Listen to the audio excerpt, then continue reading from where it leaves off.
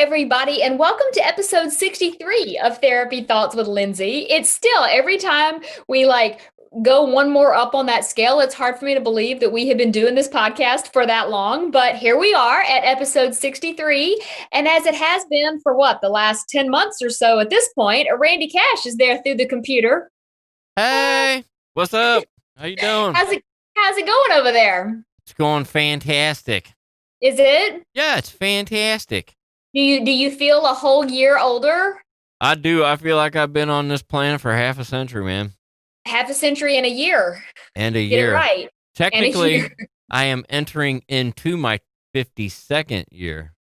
Yeah, technically you're right. You have made it through. Yep, there you go. I'm with you. I'm glad to hear that you're doing well. Did you have a good birthday? It was fantastic. Thank you. Well, good. I'm glad. Seriously, I had a good time. I didn't get to share your baby picture this year on Facebook. I couldn't find it. And I was like, what the heck? I'll just post a picture and tell him happy birthday. And then last night in my memories, it popped up. And I'm like, dang it, I could have shared it. Yeah, sorry. Well, maybe next year. Maybe next year. I know.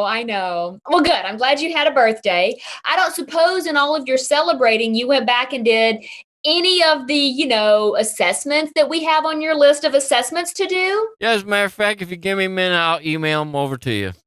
You did not do them. Did you really? No, man. We just talked about off the air what I've been doing. I know, but I didn't know. Maybe you just had a free moment in there somewhere. It could have happened. All right. Sorry. We'll work on it. One of these days when restrictions are lifted and we can gather in places again, I'll have to bring the assessments to your place and be like, okay, we're doing them right now. Here we go. So we're not going to talk about assessments today, but I had to at least check in to see if we had made any progress. We are going to sort of circle back and start talking more about the 4 agreements. Now, I know it's been a while since we focused on this on either the podcast or the radio show.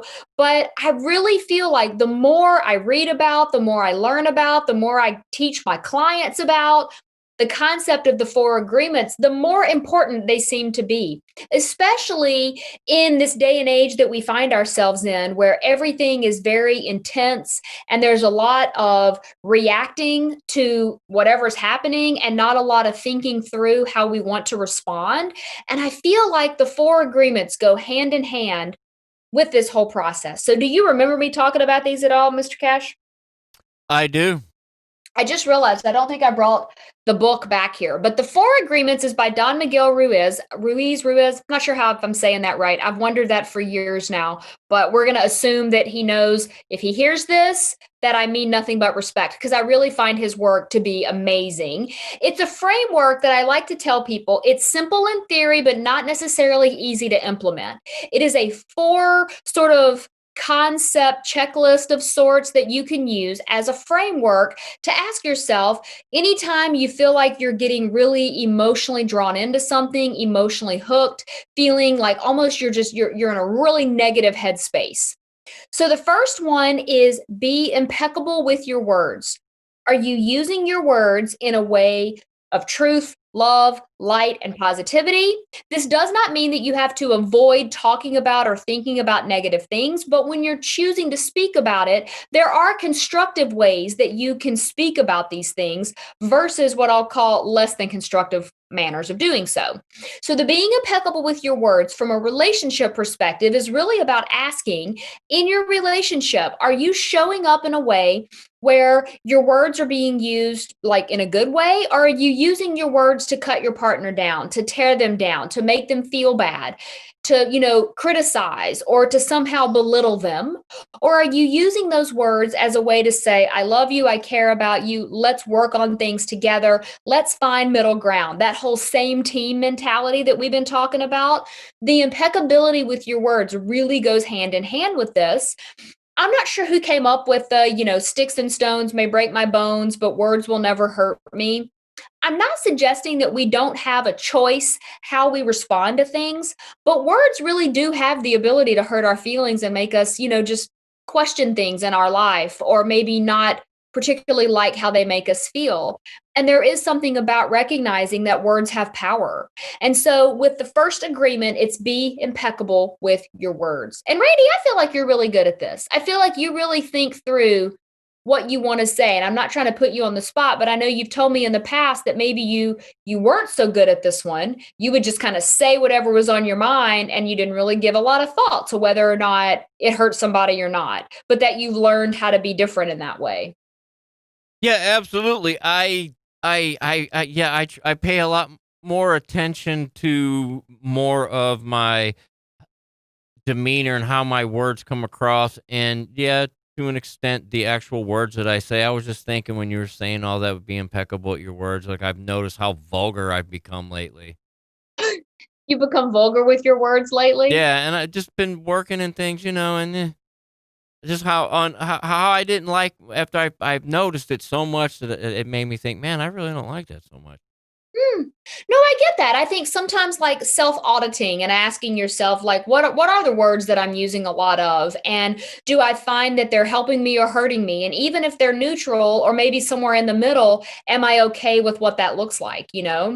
So then that leads us into the don't take things personally. And this one is really hard. I mean, it really is. I feel like it can be incredibly life-changing. But at the same time, it is incredibly difficult to really wrap yourself around and to just embody it all the time. And I think we see a lot of evidence of that just if you look at, like social media and people that want to, take comments personally. I was talking to somebody the other day that said, I left a comment on a friend of mine's page, and someone else in the comments took what I said wrong, took it very personally, and then responded almost attacking me when I wasn't fighting. I wasn't even talking to them. I was being kind of sarcastic to my friend who knows my humor, knew I was being sarcastic, but because someone took something personally and then they jumped all over me, and it just sort of devolved from there. And we spent a little bit of time talking about that because I think we see a lot of people taking things personally. And I'm not saying that there's never a reason to take things personally, because I do think that there are moments where we want to take on a cause or take on something that matters to us. But if everything makes us reactionary and everything someone else does and says gives us reason to react in an emotional way, we're going to feel like a lot of the world is against us. From a relationship perspective, this is especially true if, let's say, your partner does and says something and you automatically assume it's about you and you've done something wrong. Or if they had a bad day at work, and I'm just going to call myself on this because I struggle with this. I really do. I take a lot of things personally, and I over assume. That's the third one. Don't make assumptions. I over assume that things are my fault, even when they're probably not. Now, we could argue that maybe the reason I am that way is because I feel things so deeply and I never want anyone to suffer. And I want the people that I care about and love to be okay. And if there's something I can do to fix it, then I want to. But if I turn that into a self blame or some kind of a way that I go, oh, they're in a bad mood, it must be my fault and I'm a terrible person. Well, that's me taking something personally and then also making an assumption. So they go, be impeccable with your words. Don't take things personally. Don't make assumptions. I feel like the don't make assumptions is in some ways harder than the don't take it personally, because as Brene Brown would tell you, our brains are wired for story. We want to have a beginning, a middle, and an end. We want to know sort of the outcome of a story. And if we don't have those supporting details, we will fill in the details with things that may or may not be so helpful. And that's why the assuming is kind of dangerous. And I can't even tell you the number of things I have convinced myself are true that have no basis in fact whatsoever, specifically in relationship land, because I start to get in my own way and convince myself of things that aren't true. And then I start reacting to them emotionally as though they're true. So you can see how this would be a really slippery slope for people to sort of watch out for in relationships. Yeah, sometimes you can be your own worst problem. Absolutely. Yeah, I You can think. be your own worst enemy. Yup. Yeah. I think now it's like some ways we're like taught to take things personally. You know what I mean? With all the stimulus around us, movies and TV and social media and all that Mm-hmm. stuff. Mm-hmm. Yeah, it's like there's a lot of input that makes us feel like things are negative, things are bad, therefore we should take everything personally and be very emotionally reactive.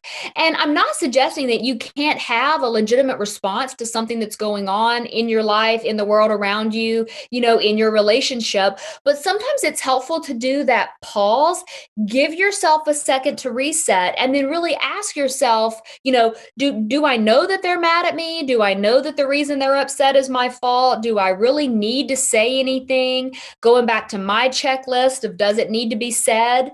Does it need to be said now? Does it need to be said by me? Like, you're going to notice that as you listen to various podcasts, they're going to build on each other, because we're sort of moving towards this overall theme of building a really stable feeling with self and a really stable feeling with other people. And it's a process. It's not something that we just snap our fingers and it's magic, because that idea, like, wounded people raise wounded people, or the idea that none of us, get out of our childhoods unscathed. We all have some issues that stem from things that we were exposed to, or things that we went through, or even well-intentioned people that might not have given us what we needed. There's a lot of elements that go into that whole generational trauma aspect, that's going to have to be another discussion on another day before I get off on a tangent. But all of those things lead to taking things personally and making assumptions, which then brings us to the fourth agreement, which is, and there's a caveat to this, but it's stated as always do your best, which I think in theory sounds pretty simple. But here's the thing about that. Your level of best is going to change from day to day, depending on a variety of factors. How you feel, what's going on. Did you wake up, late and you've been running behind schedule all day? Do you actually feel like you're at your best on some days? And it's not always going to be the same from day to day to day. So not only is your level of best going to change, other people's level of best is also going to change, and they have to be evaluated from their own perspective, not from your perspective. So, like, if I think this is the level of best, I do X, Y, and Z, but somebody else thinks level of best is T, P, and Q, I can't judge them by my standards. I have to be willing to look at it through their lens. And that's where that whole empathy thing comes to play. We have to be able to look at things through someone else's lens before we can really, truly evaluate where they're coming from. Otherwise, we're walking around judging people based on our own standard. And so in a relationship, this is really easy to, get off track, because we start expecting our partner to live their life by our standard, rather than asking them, hey, how do you feel? What do you want to do? How do you want to show up? Or even just recognizing that their level of best may not match ours. And so part of the process of applying the 4 agreements to your relationship is figuring out how to develop that relationship empathy, that relationship compassion, and to find some middle ground that you can sort of see where the other person is coming from.